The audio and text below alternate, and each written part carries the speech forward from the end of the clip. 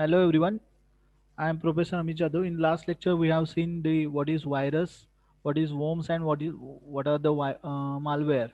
In today's lecture we are going to see domain name ownership. So as we know that the domain name is the name instead of using IP address. As we know that IP address is very difficult to remember. So instead of that, we use the domain name, and domain name is a unique one. So whenever we write www.google.com, here Google is a domain name. If we write yahoo.com, then Yahoo is a domain name. So whenever we type it, we access the machine's IP address, and that IP address is difficult to remember. So instead of that, we use domain name.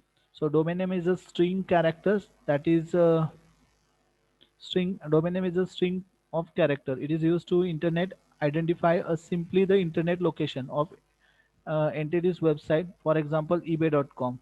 The URL uniform resource locator includes the domain name. For example, http www.yahoo.com. So here the Yahoo and here the eBay is the URL, and that is nothing but the domain name. So this is complete the URL, that is uniform resource locator. Using that we can access the server, right? So here HTTP is the protocol, www is the World Wide Web, then Yahoo is the domain name, and .com is the, it indicates that it's a commercial website. If we use .org, then it's a organization website. Okay.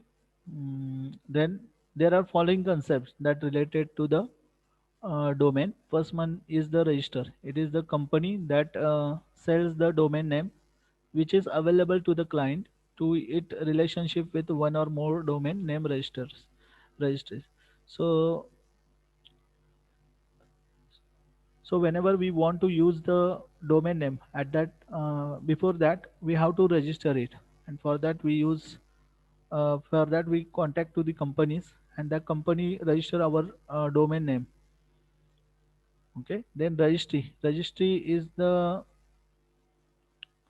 it is the entity that is responsible for giving out unique domain names within the particular country code or top level domain.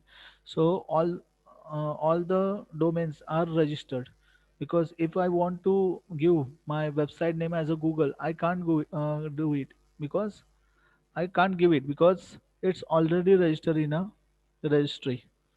Then who is record? It is the record which gives the detailed information for a particular domain name, where usually includes the registration and administrator contact. If you want to check the availability of the domain name, then use the who is record for the required domain name. You can also use the automated tools like GTLD and CCTLD.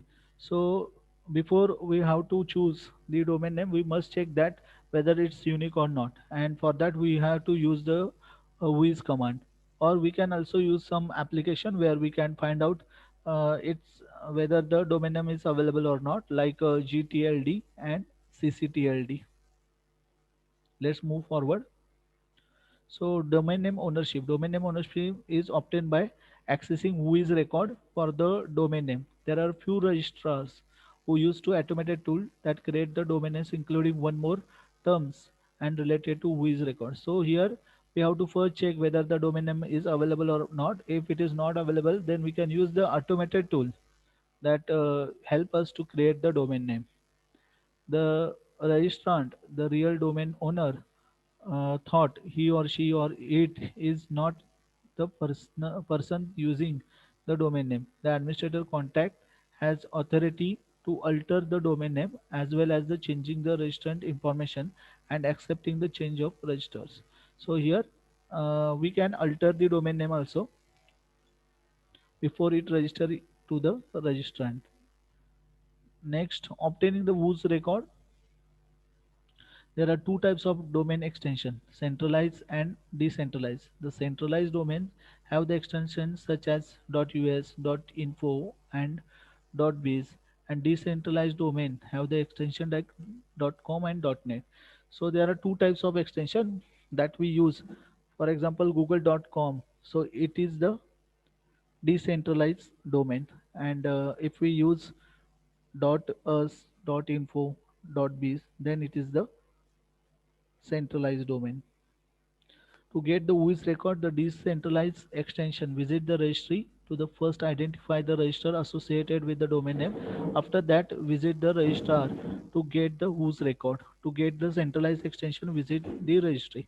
So we have to visit the registry and get check whether the domain name is unique or not. There are some sites that have WHOIS records. For example, allwhois.com, where you will get the WHOIS record from variety of registries and registers. So here we get all the details on all WHOIS website, where the all the domain names are registered. Steps for domain name investigation. First, determine the ownership of the domain name. Retain the copies of the whose record and content. Check whether the entity is associated with the additional domain names. View prior versions of the domain name. Check the meta tags and keywords. Perform brand trademark search and check the prior UDRP code decision. So here are the steps used to domain name registration. First, we determine the ownership of domain name. Then we check in the whois record. After that, we prior versions of the domain name. We choose the version. Then we define the meta tags and keywords that we use to find out. So whenever the meta tag and the keywords are used to find out our website on Google, for Google, whenever the Google server is scroll down, at that time it gets all the keywords and meta tags. So using that, it find out our website on Google. Then perform brand and trademark, and last one is the choose the prior UDRP and the code decision. Okay, our next point is reconstructing past internet activities and events. So first, event reconstruction. Search techniques used to find out incriminating information,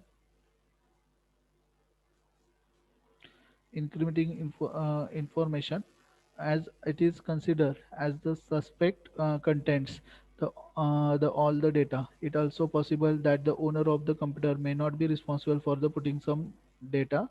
An intruder may have done this by planting the virus, so the data may generate automatically. So there are some techniques that used for the event reconstruction.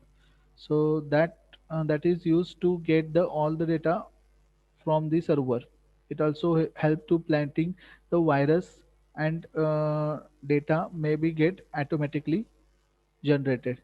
To find out who is responsible for the investigator must reconstruct the events in the past that causes the presence of the object. To reconstruct the event, it is important to understand the computer functionality. There are many techniques that are used to reconstruct the events. The categories are: first is the log file analysis, and second one is the file system analysis. So using this technique, we can reconstruct the event. Let's see first one, that is the log file analysis.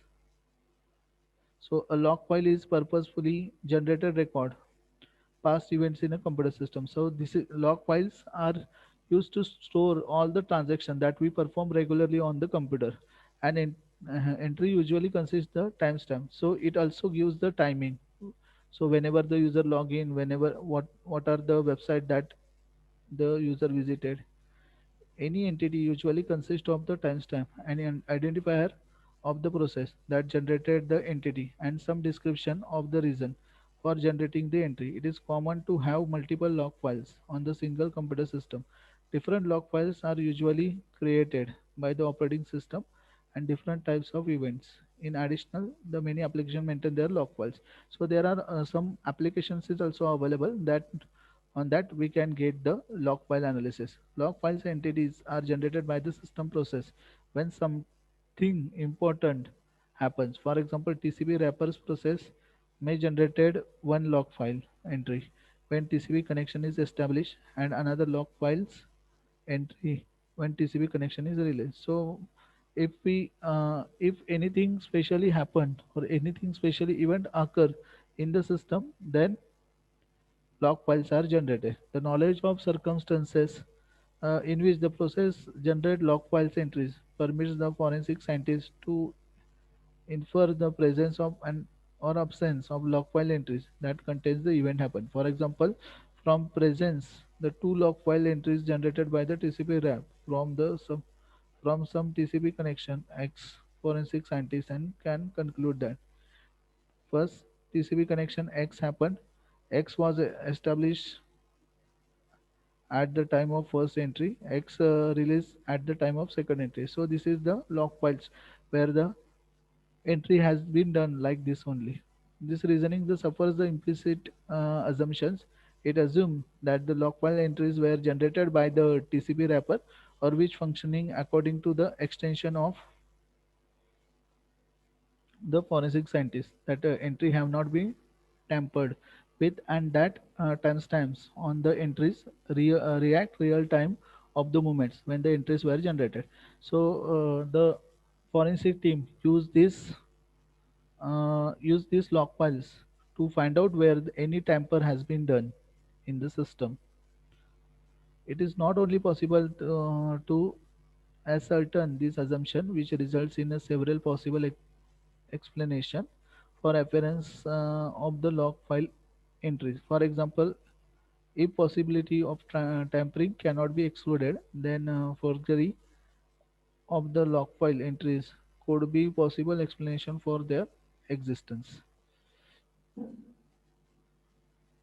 To combat uncertain cause by the multiple explanation, the forensic analyst seeks the corroborating evidence, which reduces the number of possible explanation or gives a stronger support to one so here we are going to find out any temporal order with the timestamp. The timestamp on the log file entries are commonly used to determine the temporal order of entries from the different log files. This is the purpose is complicated by two times related problems, even if the possibility of the tampering excellent. So it first check the whether the tampering is happen or not. So let's see the problem that occurring for the tampering. First problem, if the log file entries are recorded on the different computers with the different system clocks, apart from the clock impersonation, there may be an unknown skew between the clocks used to produce each of the timestamps. So sometimes the time is differently set or the different operating system that the user use. So it's difficult to get the skew between the clocks. If an skew is unknown, it is possibly that the entry with the smaller timestamp could have been generated after the entry with the bigger timestamp. And second problem is that if the resolution of the clock is too coarse, as the result, the entries may have identical timestamp and which case also not possible to determine whether one entry was generated before the other. So if there is a different clocks are set, then it is difficult to calculate the difference between them. Then file system analysis. So first we have seen the log system, and now we are going to check the file system analysis. It is in most operating system a data storage device is represented as the lowest logical level by sequence equally sized storage block that can be read and written independently. Most file systems are divided all the blocks to groups. One group is used for storing user data and the other group is used for storing structural information. So whenever the file store on the hard disk, there are two groups are generated. One group is for the storing the data and other group is for the storing the structure, because using structure the file system access the data, and one for the storage only. The structural information includes the structure of directory tree. So which type of structures the file system use? For example, tree structure or hierarchical structure. File names, location of the data, blocks allocated for individuals, then location of unallocated blocks, etc. The operating system manipulates structure information in a certain well-defined way that can be exploited for the event construction. Then the data in the file system is detection of deleted files. information about the individual files, that is store standardized file entries whose organization differs from the file system to file system. So sometimes the file systems of operating system are used different structure, like someone use tree structure, someone use a hierarchical structure to sometimes the user deleted its file system structure, so structure is different and storing data is different. In Unix file system, the information about the file is stored in a combination of inode and the directory entries point in Windows. So every operating system have different file system. In Windows, the information about the file store is the entry of the master file table. So in Windows, it use the master file table to store the file system structure. When the disk or the disk partition is first formatted, all such files set to initial unallocated value. When the file entry allocated a file becomes active, it's filled are filled with the proper information about the file. In the most of file system, however, the file entry is not restored to the unallocated value when the file is deleted. So it is very difficult to get the deleted file because it is stored in a unallocated values. As the result presents the file entry whose value is different from the initial unallocated value, indicates that the file entry once represent a file which is subsequently deleted. So whenever we find the entry of file system is different, that we comes to know that the file may get deleted. Next one is the file attributed analysis. Every file system is either active or deleted, yes, and has a set of attributes such as the name, access permission, timestamps, and the location of this block allocated to the file. File attributes change when the application manipulates files via operating system calls. File attributes can be analyzed in the same way as a log file entries. The timestamps are particularly important source of information from the human cache. So timestamp in a file system gives whenever the file is created, when it is modified, all the information with proper time set. So it gives the information like time last modification, time of last access, and time of creation. Imagine that there is a log file that records every file operation in the computer. In the imaginary log file, each the MAC at times would read corresponding the last entry for the corresponding operation or the on the file entry in which the timestamp is located. So whenever the file is modified, access or creation, at that time the timestamp is located on the file. To visualize this similarly between the MacTimes and the log files, the MacTimes tools from the Corners toolkit sorts the individual MacTimes for the file of files, both the active and deleted, and present them in a list which is resemble the log file. So there is a tool that used to identify the Mac times. Then next one is the reconstructing the past internet activity. So there are different ways used to identify the past internet activity. So first one is the US DNS cache to find the deleted browsing history, to recover the lost browsing history files, and to recover deleted history by using Google History. So there are different ways that use to get the internet history. So someone whenever the user use the internet at that time, we must have to know that which websites are accessed by the user, but that information we can't get in a browser history because the user get deleted. So for that we have to use some different tools. We have to get the information from DNS cache, we have to recover the lost browsing files, and also we have to recover the deleted history by using Google History. So the first way, use DNS cache to find the deleted browsing history. DNS, that is domain name system, it is faster method to restore the search searches or history. The problems in this is if computer is restarted, it will not able to help you to find the browsing history. DNS cache will work only when about everything is connected to the internet. So do not shut down the computer if you want to restore the data bomb. So we have to get the data before the system get restarted. So to get the browsing history using DNS cache, we have to follow these steps. First, press Windows R, then type CMD. In Windows search bar, we have to type the command ipconfig slash display DNS, and after that the DNS cache shows the all the browsing data that the user browse.